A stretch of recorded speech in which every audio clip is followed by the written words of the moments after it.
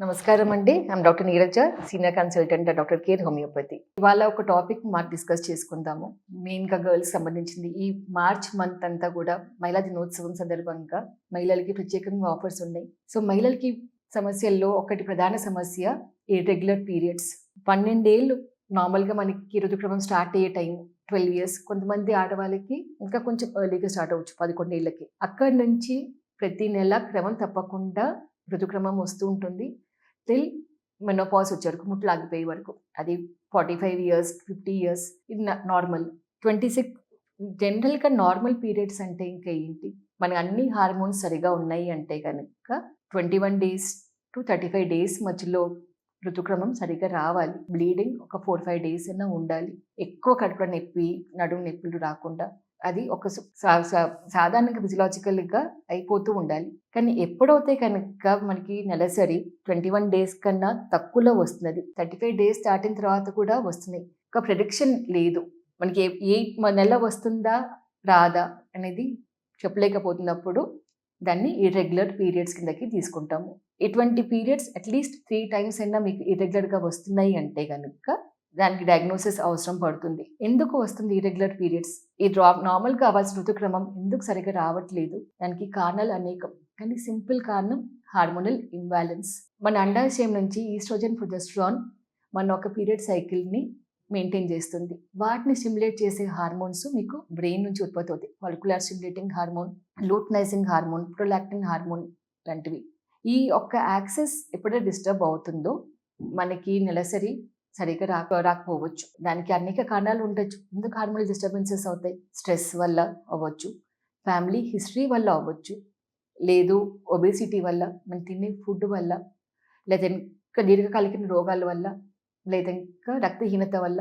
So ఇట్లాగ కారణాలు వల్ల మీ యొక్క నెలసరి 21 డేస్ కన్నా ముందే, అంటే నెలకి 2 సార్లైనా రావచ్చు, లేదు అంటే కనుక 2 నెలలకి 3 నెలలకి కూడా పీరియడ్ రాకుండా పోవచ్చు. సో మీకు ఇట్లా సమస్య లాంగ్‌గా ఉంది, ఒక్కసారి పీరియడ్ స్కిప్ అయింది కాదు, ఒక 2-3 టైమ్స్ నాకు అట్లానే అవుతుంది మేడం, ఈ నెల రావట్లేదు, మళ్ళీ ఎప్పుడు వస్తుందో తెలీదు, అట్లాగ ఉంది అన్నప్పుడు మీరు మీ దగ్గర డాక్టర్ దగ్గరికి రండి, ఇన్వెస్టిగేషన్ చేయించుకోవాలి. అది సింపుల్ హార్మోనల్ ఇంబాలెన్సా, పీసీఓడి సమస్యనా, థైరాయిడ్ సమస్యనా, లేదా ఇంకా ఏదైనా ఫైబ్రాయిడ్స్ ఉన్నాయా, ఎండోమెట్రియోసిస్ ఉందా, లేదా ఇంకా ఇన్ఫెక్షన్సా, అనేమియానా, లేదా హెరిడిటరీ రీజన్స్ వలన, ఇన్సులిన్ రెసిస్టెన్స్ వలన అన్నది చూపించుకోవాలి.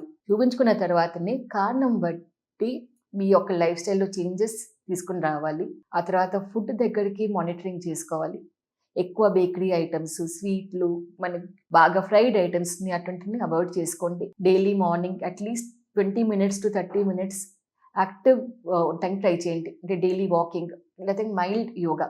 దాంతోపాటు మీ ఒక రూట్ కాజ్ ఏంటి అనేది, హార్మోనల్ సమస్యలా, కంతులా, లేకపోతే ఇన్ఫెక్షన్సా, హిమోగ్లోబిన్ లెవెల్స్ తక్కువ ఉండటం వలన, అనేమియా వలన ఏంటి అనేది ఇన్వెస్టిగేట్ చేయించుకున్న తర్వాత దాని తగ్గట్టుగా మీ యొక్క రూట్ కాజ్ అనాలిసిస్ ప్రకారంగా మీ యొక్క కాన్స్టిట్యూషనల్ హోమియోపతిక్ ట్రీట్మెంట్ తీసుకోండి. అప్పుడు మీ ఇర్రెగ్యులర్ పీరియడ్స్ అన్నవి రెగ్యులరైజ్ అవుతాయి.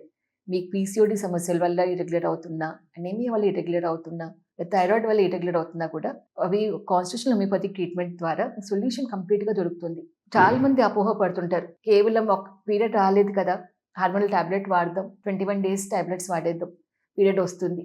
క్రమేపీ ఏమవుతుంది అంటే కనుక మీ యొక్క బాడీ ఆ హార్మోన్స్కి సెన్సిటివిటీ తగ్గుతూ వస్తుంది. తగ్గినప్పుడు మేడం వాడినా కూడా నాకు పీరియడ్ రావట్లేదు, లేదా ఈ టాబ్లెట్లు వాడితేనే పీరియడ్స్ వస్తున్నాయి, ఇట్లాగ వచ్చే పేషెంట్స్ చాలా మంది ఉన్నారు మా దగ్గరికి.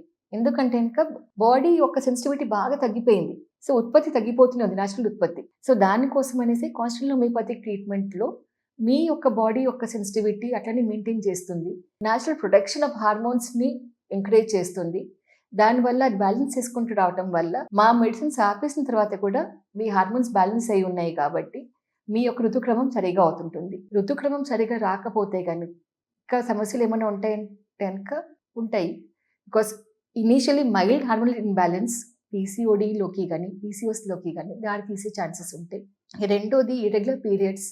మీ యొక్క రేపొద్దున మ్యారేజ్ అయ్యింది, పిల్లలు కలగాలనుకుంటున్నారు, అది అక్కడ ఫర్టిలిటీ మీదకి ప్రభావం చూపించే ఛాన్సెస్ ఉంటాయి. పైగా రూట్ కాజ్ చూస్తున్నప్పుడు ఒకవేళ కనుక అనేమియా ఉంది, కరెక్షన్ చేసుకోలేదు, లేదా పీసీఓడిని కరెక్షన్ చేసుకోలేదు, వాటివి ఫ్యూచర్లో వచ్చే కాంప్లికేషన్స్ లైక్ జస్టిల్ డయాబెటీస్ రావటం కానీ, హార్ట్ ప్రాబ్లమ్స్ రావటం కానీ, కొలెస్ట్రాల్ పెరగటం కానీ అటువంటివి అరికట్టుకోలేకపోతారు. అందుకని ఇర్రెగ్యులర్ పీరియడ్స్ని నెగ్లెక్ట్ చేసుకోవద్దు.